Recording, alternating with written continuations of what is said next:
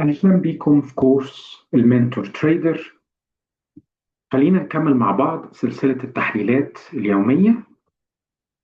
النهاردة يوم 26/1/2026، وهنمشي مع بعض في تحليل الذهب وعملات الفوركس وبعض المؤشرات العالمية. خلينا نبدأ مع بعض على طول.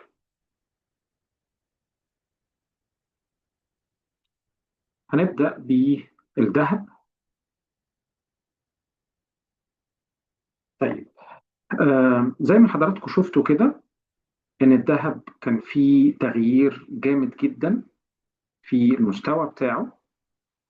الليفلات بتاعتنا هتبقى كالآتي: الحد العلوي هو عند ال 4990. لو كسر الحد دون وأغلق بشكل إيجابي، وممكن يعمل إعادة اختبار ويجي يغلق بشكل إيجابي فوق الحد ده، هنا يبقى لينا صفقات شراء باي. لو هبط وكسر الحد السفلي دون اللي هو 4899 وأغلق أسفل الحد دون، هيبقى لينا صفقات بيع سيل. والحد الوسطي اللي هو 4945 فوق الحد دون الإغلاق إيجابي، فوقيه هتبقى صفقات شراء باي. ولو أغلق تحت الحد دون هبوطا هتبقى صفقات بيع. تمام. خلينا نروح ل بعد كده ناخد المؤشر اللي هو الجيرمان 30، اللي هو أعلى 30 شركة في السوق الألماني. الحد العلوي بتاعنا هو ال 24941. زي ما انتم شايفين ده ليفل مقاومة قوي جدا. بصوا، خبط هنا وانعكس، خبط هنا وانعكس، ولمس هنا وانعكس. فإن حصل وكسر هذا الليفل هتبقى صفقاتنا شراء فوق هذا الليفل باي. طبعا لازم الإغلاق الإيجابي. ولو السعر هبط وكسر هذا الليفل القوي من الدعم، اهو خبط هنا وطار، خبط هنا وطار زي ما انتم شايفين كده، ده ليفل قوي جدا دعم. لو كسر هذا الليفل هبوطا واغلق تحتيها، هناخد هنا صفقات بيع سيل عند ليفل 24785. بالنسبة للحيز الوسطي عند 24864.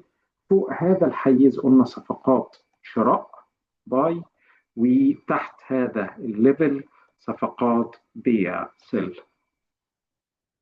خلينا نروح على المؤشر اللي بعد كده اللي هو اليو اس 30، ودي أكبر 30 شركة في السوق الأمريكي. الحيز العلوي بتاعنا هو دون عند ال 49480.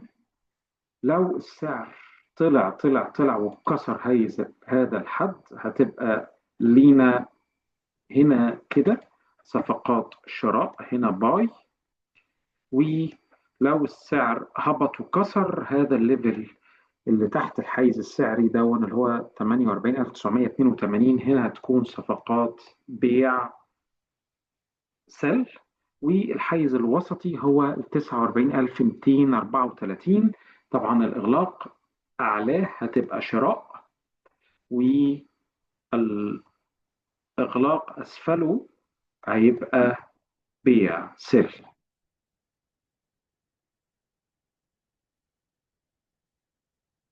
طيب، خلينا ناخد كمان الزوج اللي هو اليو اس كنديان، اللي هو آه الدولار الأمريكي للدولار الكندي.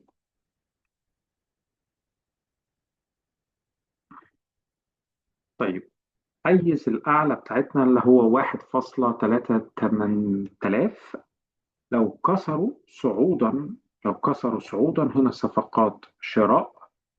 ولو كسروا كسر الحيز السفلي دون اللي هو 1.369 لو كسروا هبوطا، اللي هو 1.3692، لو كسروا هبوطا يبقى هنا بيع سل. والحيز الوسطي 1.37461، طبعا أعلاه هو هنا شراء باي، وأسفله زي ما قلنا دايما هو هنا بيع سل. طبعا الارقام اللي انا قلتها لحضراتكم دي قد تختلف اختلاف طفيف من منصه لمنصه على كل التوصيات او التحليلات اللي انا قلتها النهارده. زي ما بقول دايما، مهم جدا الالتزام باداره راس المال واداره المخاطر.